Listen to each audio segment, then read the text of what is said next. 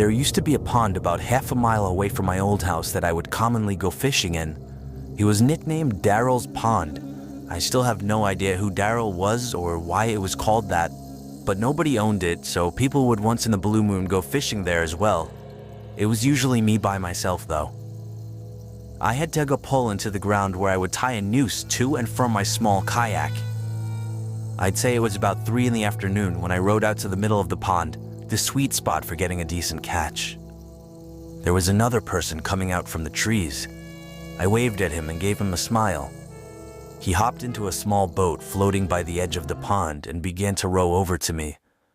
As he got close enough where trying to speak to him wouldn't come off as obnoxious, I gave him a friendly, "Perfect day, isn't it?" "Yes, absolutely," he said. He didn't say anything after that, and I started to feel a bit awkward, as if I were obligated to keep some kind of conversation rolling now. "So, you come out here to throw some lines?" I asked. "No, I don't actually fish." "Oh, well, it's never a bad day to relax on the pond," I said. He continued to row closer to me until his boat collided with mine, creating a big thud. I was genuinely uncomfortable now. I didn't feel threatened, just weirded out. I was only 24 years old, and Scott looked like he was late 40s or 50s. There was an awkward silence. I tried to just act like I was focused on trying to make a catch, but by now that wasn't even on my mind. This guy was weird. I didn't know what he wanted, and I was uncomfortable being so close to him. I felt him looking at me, or at least in my direction, as I faced halfway to the opposite direction of him. I took a quick glance to my right. Yeah, he was staring at me. I decided to be ballsy and lock eye contact with him. After about 4 seconds, he looked away. "So, where are you from?" I asked him. "Up there." He pointed behind himself in the direction of the woodsy hill leading past the dirt road. "Oh, you live by Suffolk?" I asked. No, I'm not," he said. "What made you decide to come out here?" I said. "Why not?" I continued to try and uncomfortably fill the awkward silences that kept coming up. His responses were dry. He didn't contribute anything to what was barely a conversation. He just sat there not doing anything with half a smile on his face, looking either at me or in my general direction throughout. I was creeped out. My heart was racing at this point. I'd go as far as saying that I was nervous for my life. We were surrounded by trees in all directions in the middle of a pond. I started to row a bit closer to land, but in a very low-key kind of way, trying to play it off as me just trying to find a better spot to find some fish. I was horrified when I saw he was following me. "Where'd Rick go, huh?" I felt a shake in my voice. I got close enough to the edge of the pond where I finally told the man, "I think I'm gonna call it a day." I turned to see his reaction. He was still staring at me, but his smile was gone now. "I can't let you leave," he said. He lifted his flannel to expose a handgun sticking out of his jeans pocket. As soon as I could process what I was looking at, I dove out of the boat for land, ran the whole half-mile uphill through the woods back to my house, and locked every door and window as soon as I made it home. I pulled down the blinds to the dining room window, leaving it open just a crack for peeking outside undetected. It started to get dark out, and I left every light in the house off, still peeking out to the front yard, making sure I wasn't followed. The time came when I finally decided I wasn't followed. I realize now, like you, that not calling the police immediately was a huge mistake. I kept my bedroom windows open to let the room air out. My bedroom was on the 2nd floor, so I wasn't worried about being watched through the window. About half an hour after shutting the light and flung under the covers, I heard the sound of leaves crunching from outside. I sat up to hear it more clearly. It was definitely something walking around out there. Normally I would assume there was a deer or a bear, but after what just happened, I was still in paranoia mode. I sat up as still as a statue, except for my shaking out of fear, waiting as the sounds of the steps stopped. "Hey buddy, you up there?" Are you trying to sleep? Sorry, I didn't mean to wake you. I felt like 100 pounds just fell directly onto my chest. It was the same voice. I knew it right away.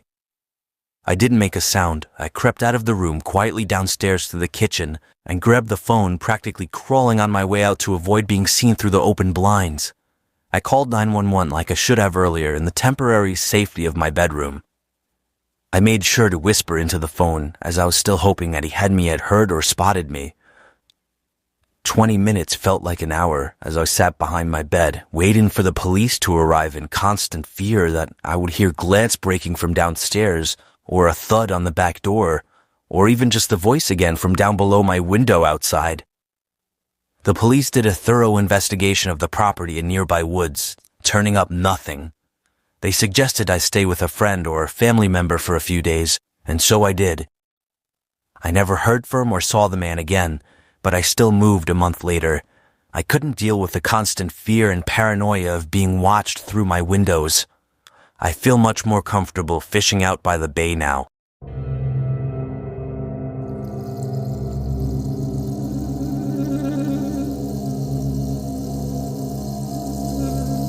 There was this one time I joined my brother-in-law Jack on a fishing trip with him, a couple of his friends, and my sister.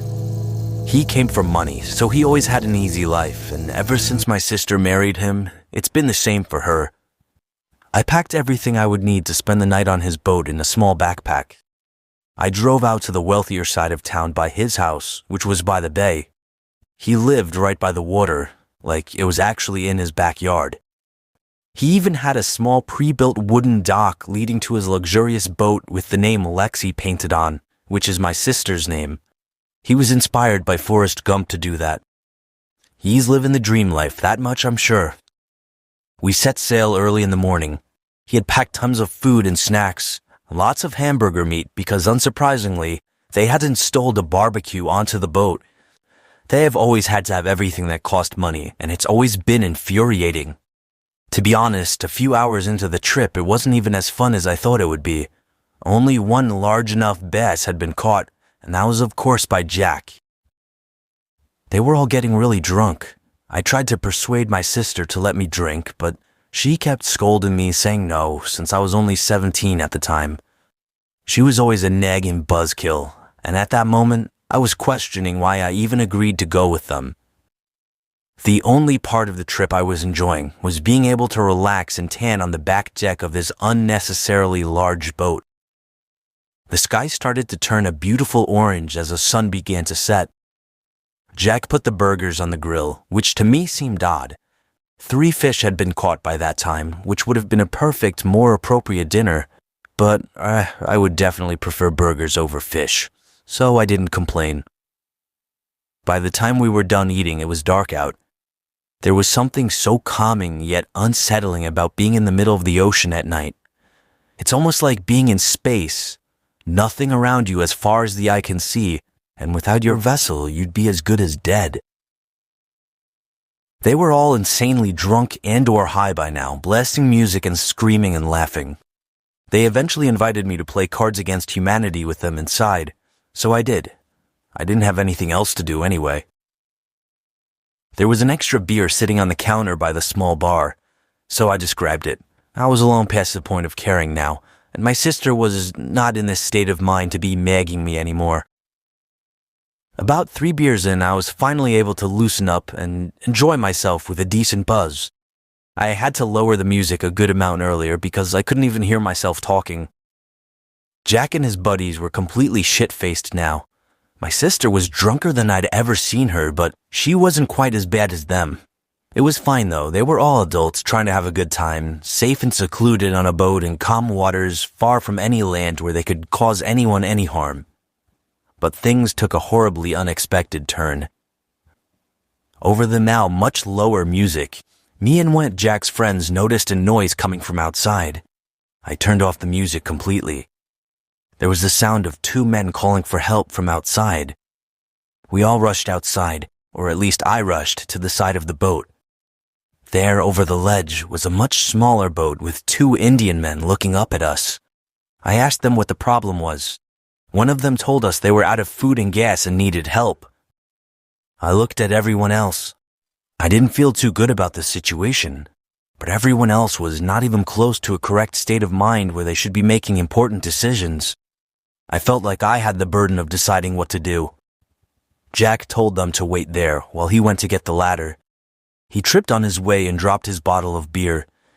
I figured I would hate myself if I chose not to help two stranded seagoers, so I helped Jack in carrying the ladder over to the edge and hooking it to the railing. The two men climbed up on board and thanked all of us. Jack, my sister, and their friends couldn't even speak coherent sentences to the two men, so I had to apologize and told them they had a little too much to drink. The two men didn't even seem to acknowledge my statement. They looked at Jack and asked him if we had any extra food. We led them inside to the kitchen. Jack threaded the leftover burgers from the counter, and they shoveled them down. I didn't feel right about the situation. It made me uncomfortable. Jack clumsily handed them a jerry can full of gasoline, and the two men thanked us before climbing back down the ladder. I felt better now. We all went to sleep after that. Jack and my sister got the bedroom, while me and their two friends had to sleep on the pull-out cot and couches. I was rolling around the rock-hard couch for about an hour trying to get some sleep. I eventually had to get up to get a drink and use the bathroom. Jack told us to pee into the ocean to conserve the water on the boat. I opened the door expecting nothing but the sound of the calm water splashing. But instead, I heard the faint sound of the boat motor, along with the splashing of water that would come with a sailing boat. The pitch blackness surrounding the boat prohibited me from finding the source of the sound. I hopped up top by the controls and flipped on the switch for the searchlight. The beam of light provided the perfect amount to search the surrounding waters. Nothing so far. I turned it 90 degrees. Nothing. 180 degrees. Nothing. Then I reached about 3/4 of a whole spin around, and there was the boat from before. It was coming closer. And at that exact moment, I heard the gut-wrenching, blood-curdling scream of one of the guys from below.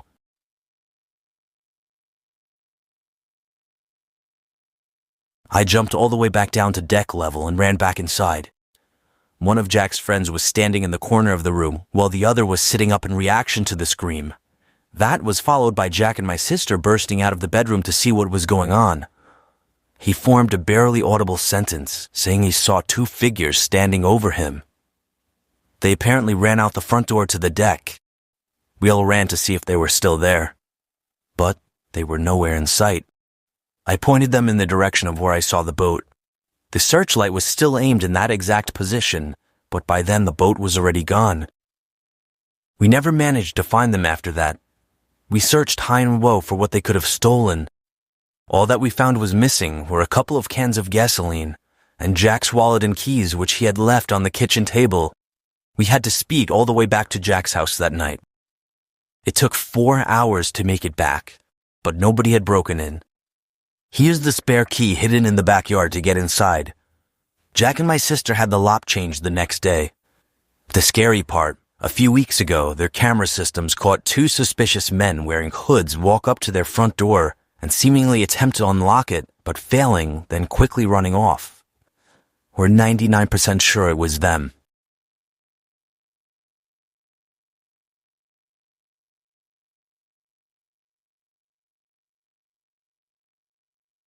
I was 21 years old and I was fishing with my 84-year-old grandfather for the first time. We took an hour-long drive from our suburban home to a more desolate part of the state. He always went fishing in this one particular lake that no one knew about, where he always managed to leave with coolers full of fish. My grandpa was a hardcore fisher, I'll say that right now. I never even knew there were different terms for the steps of fishing. He was throwing terms at me that I didn't understand left and right, even during the car ride there, which finally ended when we veered off the main quiet road and down about 2 miles of dirt trails. He parked his Jeep at the side of the trail, and from there we loved the small boat through some dense forest. At 84 years old, my grandpa was no weakling. In fact, I was becoming exhausted from carrying the boat, but I didn't want to show him that by asking to stop for a break, because that would just be humiliating if he could lift it longer than I could. I'll skip ahead to when we were actually sitting in the boat fishing. So he just got down showing me how to actually get the line and the hook in the water, After that, he didn't say a thing. He seemed to be concentrating really hard on what he was doing. I turned around to ask him a question. He seemed to be leaning in, focusing on something in the water.